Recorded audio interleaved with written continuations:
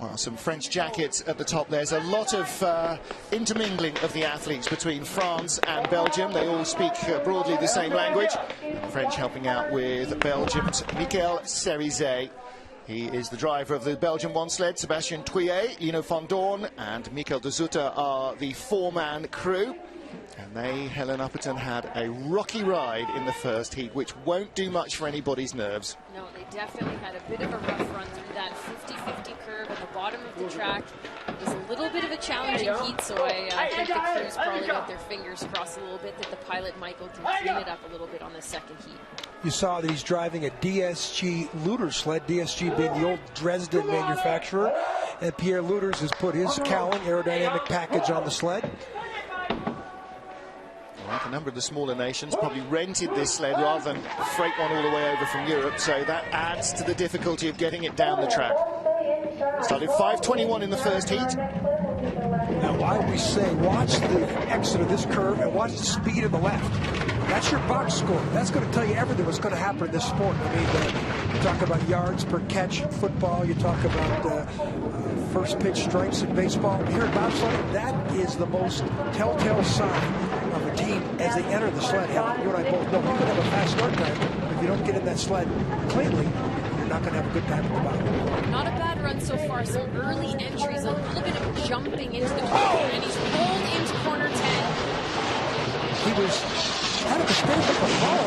He just got late, and it finally caught up to him. And now the sled's a joke for the athletes to tuck themselves in.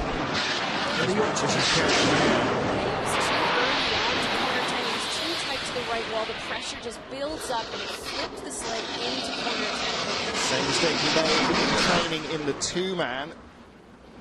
10 to 11 was watch how efficient this track crew is. They got the hooks. You really don't want to get the hook in Whistler, but that tells you how professional they are here.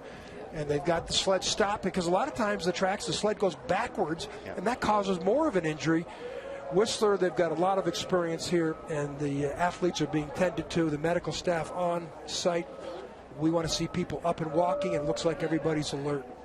Yeah, the main priority now is making sure all four of these athletes are okay, not injured. Well, that's a high-speed crash here. He did cross the finish line. He's got points. He does get a finish in time. Place. Absolutely. Wasn't the fastest run you'll ever see. Not one they'll care to repeat. Going to show a replay here. He gets pressure again at the exit of corner 9. It's going to keep him too tight to that right wall. You see he flips into the corner. I don't know if I've seen that here, Helen. It's a crash that's happened a few times. Maybe not in a competition, but I've seen it in training before. Boy, he looked like he was late and just never caught up. And this is where you don't really practice for crashing. No. This is where a lot of coaching tells you to stay in the sled, get low, don't fight it.